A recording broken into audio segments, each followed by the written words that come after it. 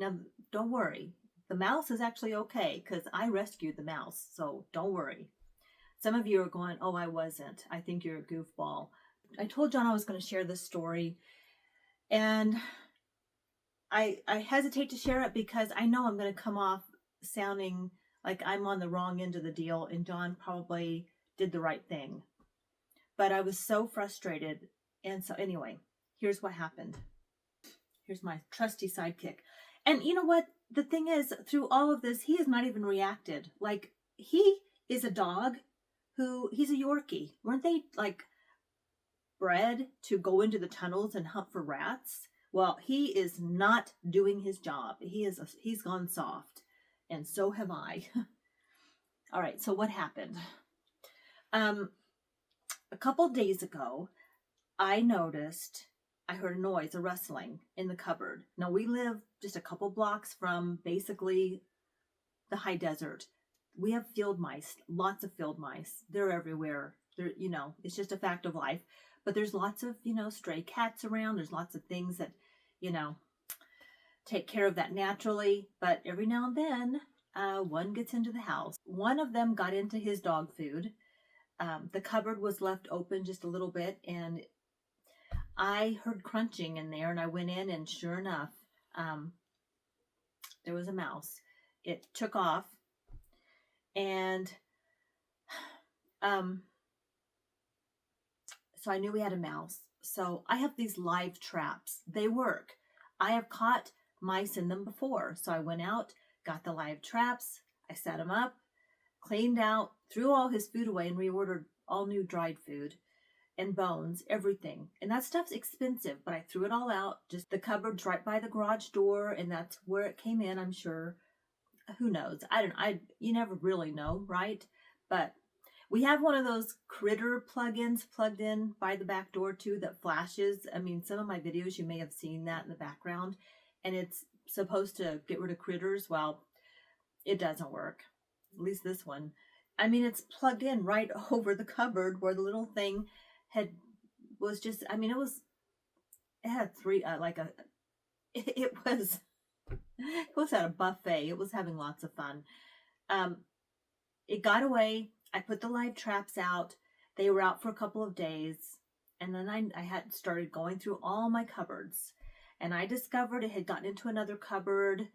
And so I'm taking everything out of my cupboards. And got the Pine Sol, that heavy duty 99.9% kill all the germs Pine Sol. And I'm scrubbing everything down. And we were just kind of ordering takeout for a couple of days. Even Valentine's Day. This is how I spent my Valentine's Day. And just eating out, just ordering takeout and just trying to scrub the kitchen down. You know how you do. Because, mice are really cute, but they do carry disease, and I was worried about that. John knew somebody who had the hantavirus and was in the hospital for a long time. So we take this very seriously. At the same time, I'm a chicken heart. My mother-in-law used to call me that. I'm a chicken heart. I am such a wimp when it comes to stuff. I'm a realist. I eat meat. I know how the sausage is made. I spent a lot of time on a farm growing up. There was a smokehouse, slaughterhouse, all that stuff on this little farm, family farm. I know what this is, and yet I still eat meat. So it sounds hypocritical, but I can't even fish. I can't hunt. I can buy meat from the meat market, and I can handle the meat and I can cook it, but I can't see the process, and I know if my kids were starving, I would go do what I had to do. I'm very resilient. I'm tough. I'm a Gen Xer, almost baby boomer. Like, I'm right on that cusp. We're resilient. We do what we have to do. I'm not a softie. My stomach's growling. I do what I have to do. My point is, I'm not a wimp. So, and I don't want to come across as that kind of like, I'm that sensitive. I am not that sensitive. Well, I am, but I've learned how to deal with it. Anyway, the live traps I put out weren't catching any mice. And I told John I don't want the sticky traps. That's what they used where he used to work. And they would catch them because he worked at a manufacturing plant. They would capture these little mice on these sticky things. And then they wouldn't just toss that away. I'm not going to go into detail, okay? I'm not going to show you any pictures or anything like that. But they would throw the sticky, they wouldn't just throw the sticky things away. They would humanely take care, do what they had to do. Okay. And then, so it was hopefully, I don't know. I don't want to see any living creature suffer. I don't even like to see bugs suffer. If I find a bug in the house, I will, like we get those little spiders and stuff. I will pick that up and release it outside if the weather's nice. If the weather's not nice, I'll say, John, you need to make this quick. Like I don't like suffering. I'm not, that's just who I am. At this age, I'm not going to change. Spend a day with me at the gym and then tell me I'm a wimp. Like, that's how much it bothers me when people tell me I'm chicken-hearted or I'm too sensitive. So anyway, we weren't catching any live mice, and it is a serious thing, and John knew we needed to do something. He put a sticky trap out on the floor right in front of the little door where the little mouse had gotten into, where we knew it had gotten into. And I don't know what he was thinking, because he knows how I feel about this. So I went down to the kitchen this morning to get my coffee, and there it is. There's a little mouse on the little sticky pad. It was like 6 a.m. I wake up pretty early, and he was still sleeping, and I was like, oh, I think he thought if he got it before me, he could deal with it. And he was doing me a favor because I'm too wimpy to deal with it myself. I felt I was fuming. Because I felt like, well, you should have told me you were going to do this. And, here it is right here where now I've got to deal with it. And I wasn't going to go wake him up. The thing was sitting there on the sticky, and it was just sad to me. Now, don't worry. The mouse is actually okay because I rescued the mouse. So don't worry. Some of you are going, oh, I wasn't. I think you're a goofball. But for you guys who are chicken-hearted like me, I just want you to know there's a happy ending.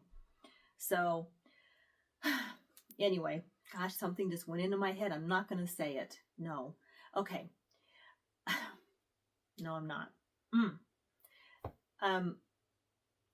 A friend of mine had shared a story last summer about the same thing, how her husband caught a mouse on a sticky pad and just threw it away. And she was so mad, left it on the pad in the garbage. She went out to the garbage can and she got that paper out and she got the mouse off. I'm going to tell you how she got the mouse off. Now, I'm not going to say that this isn't harmful to the mouse. But her mouse was fine. She did this, and then she put the mouse in a box, and after a couple of days when it warmed up outside, and actually I think this was summer, so I don't even think it had to warm up for her. I just think she was a principal of a school, so she's very busy, so she had to wait till she had some time. Then she took that little mouse and she drove it out to the prairie and released it. Okay. Some people might say, just do it a favor and get rid of it quickly. Why go put it in the prairie where it's going to get eaten? I don't know. I don't have all of life's answers, okay? I really don't. But this is what she did. I'm just telling you what she told me. So as soon as I saw that little mouse this morning, I went over to the cupboard and I got my little thing of Pam. And I sprayed the Pam just around the edges of the little sticky paper. And then I tilted the sticky paper like this so it would kind of... And yeah, the mouse is stuck there, and I put gloves on, and I did this, and I sprayed enough Pam where it kind of seeped down around the mouse, and the mouse was kind of moving a little bit, and it took about a minute. It didn't take that long. I didn't think it was going to work, and now, there might have been a few tears at this time. Roscoe's trying to console me, but and Roscoe actually went up the stairs, and by now he was barking at John to get up, because whenever mommy's upset, he goes and he gets daddy and he says, and this is Roscoe, he says, mommy needs you. And as soon as John woke up, he knew. I think, like I said, I think he thought he was going to get up early before me and deal with it, and I would never know. Part of me says I wish he would have done that, and part of me is just mad that he did it in the first place. So even though I know that I shouldn't maybe feel this way, that it's this is just life, grow up, Vic. Uh, that's my tough name, Vic. Actually, all my friends call me Vic. John calls me Vic. My best friends all call me Vic. You guys can call me Vic.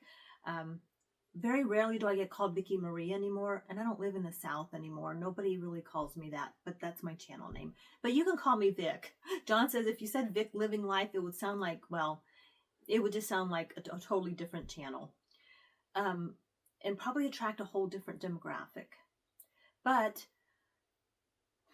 okay. So I did this to the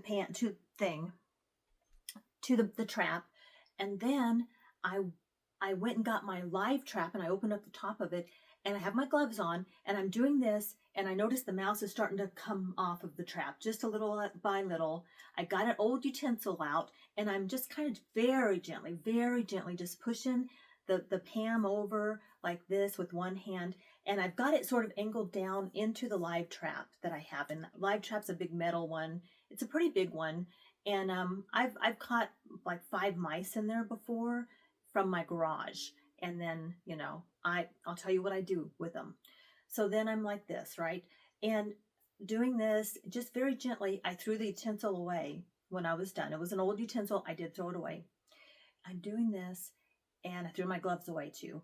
I'm doing this, and then it finally gets itself off the paper. It's completely intact. The little mouse jumps into the live trap and runs into the corner immediately, and I shut the door. So I do have a live mouse in my live trap. Didn't get there the way I was supposed to, but it's in the live trap. In the meantime, I'm looking very carefully at the paper. There are nothing, like no skin, nothing. Okay, I'm just letting you know there's nothing. So this Pam trick allowed the little mouse to get off the paper. Some people think this is, maybe you're thinking right now, well, that's just dumb. It's a mouse. Or maybe you're thinking the Pam's now going to hurt the little mouse. Or maybe you're thinking, why didn't you just tell John to humanely take care of it very quickly in whatever? John's a hunter. I'm sure he could have figured something out. That is not my style. And I'm 59 years old, and I'm not going to change now. And that's the way it is. My kids were starving. My grandkids, my granddaughter now was starving.